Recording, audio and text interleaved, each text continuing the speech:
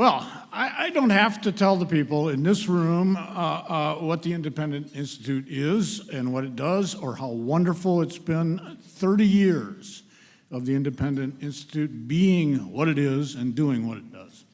Instead, what I would like to ask you to do is a little thought experiment.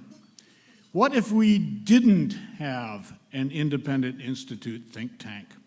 What if we were dependent for our insights and our understandings on a thoughtless tank? Actually, we've got one. It's called Congress. Actually, we've got more than one. There's California State Legislature, San Francisco Board of Supervisors. I could go on.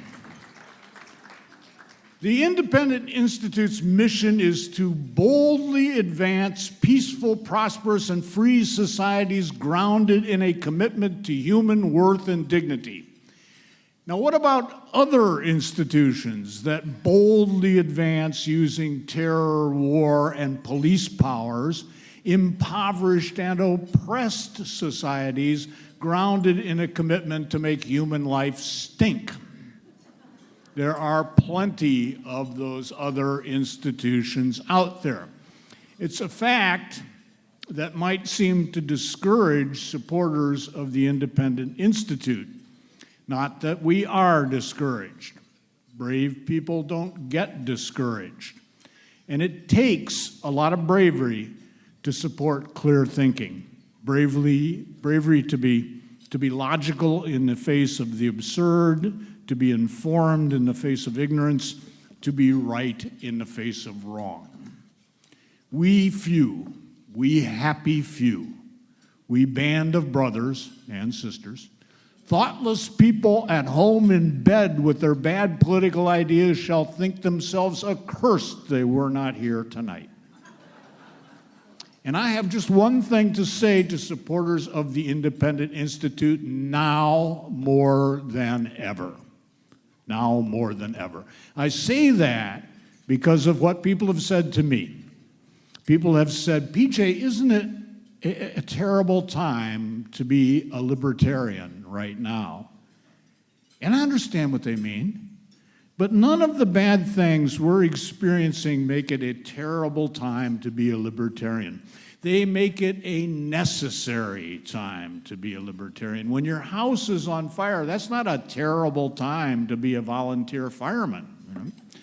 Our job as independent libertarians is to teach the world that individual liberty, individual dignity, and individual responsibility are the best safeguards against the failures of bloated political overreach. Good things are made by good things are made by free individuals in free association with other individuals, and notice that that's how we make babies, okay? Individual freedom is about bringing things together. Politics is about dividing things up. Politicians would have us make babies by putting the woman over on this side of the room and the man over on that side of the room, while the government stands in the middle taxing sperm and eggs. Goodness itself is an individual trait. Now think about the death of Socrates, you know? What do you think would have happened if that charming old bloke, Socrates, lovable, eccentric, full of silly questions, if Socrates had gone around Athens asking each individual Athenian, should I be condemned to death? Individuals would never have killed Socrates. They had to become a mob first. And what always comes to the fore in a mob? Mobsters. The alternative right in KKK bed sheets. You know, they're such knuckleheads, I bet all they can find is fitted bed sheets in floral patterns, you know? Or the Antifa, wearing their little black ninja jammies, you know, and expressing their First Amendment rights by smashing windows over in Berkeley, you know? The libertarian is the anti-mob. The anti-mob is you. And we have to accept the fact that clear thinking based on the value of human individuality, it's a hard sell. People want easy answers. There are intelligent answers. There are correct answers. There are even obvious answers. But politically, there are no easy answers. And that's why at the Independent Institute we have a political philosophy that fundamentally opposes politics. And yet it's necessary to engage with politics. Politics is the question of an individual's relationship to society. Now, the question of an individual's relationship to society is, judging by the state of politics at the moment, it's a bad question. And judging by politics past and present, the question has a bad answer for individuals. The Independent Institute exists to change the answer and the question. Individuality is a fact. Politics is an intellectual abstraction, a way of thinking about persons collectively as if a bunch of people were a single thing, the cohesion of individuals into a group, the people, the nation, the state, the mob. Politics is imaginary. Never mind that this fictitious concept can cause oppression and slaughter and war, and occasionally benefits. I mean, imagination is a powerful thing. Individuals, alas, are not so powerful, but individuals aren't fictitious. Every individual is actual, with actual needs and wants, actual joys and sorrows, actual freedoms and responsibilities. People are real. Politics is an idea. There are names for the kind of thinking that regards ideas as more important than people, and one name is ISIS. When the ancient Hebrews rebelled against bondage in Egypt, they may have regarded themselves as a people, a nation, a state, a cohesion of individuals into a collective group.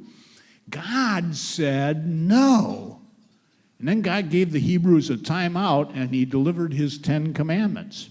And every one of those commandments was a commandment to the individual. You, the specific individual you shalt do this. You shalt not do that. I'm talking to you, no group discounts.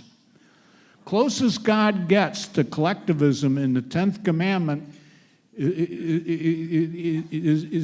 the 10th commandment. Closest God gets to collectivism. 10th commandment, when he forbids the Hebrews from practicing it. God says, thou shalt not covet thy neighbor's house, thou shalt not covet thy neighbor's wife, nor his manservant, nor his maidservant, nor his ox, nor his ass. God said, don't go staking a claim on other people's asses, mind your own. You know? Some people think the Independent Institute's a political think tank. It's not, and it's an anti-political think tank. We're not here to fix politics. I take that back. We are here to fix politics, the way you fix a cat, the way you spay a dog, the way you castrate a dangerous bull.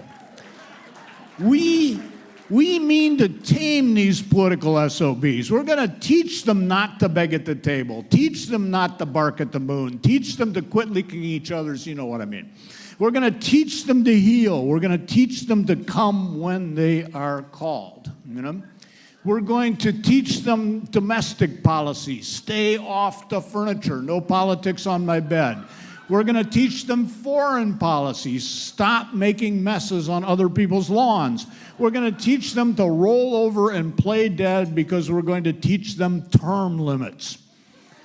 When we toss our political power to a politician, that politician is going to bring our political power right back here and drop it at our feet. Good boy, now get back in the kennel. Thank you.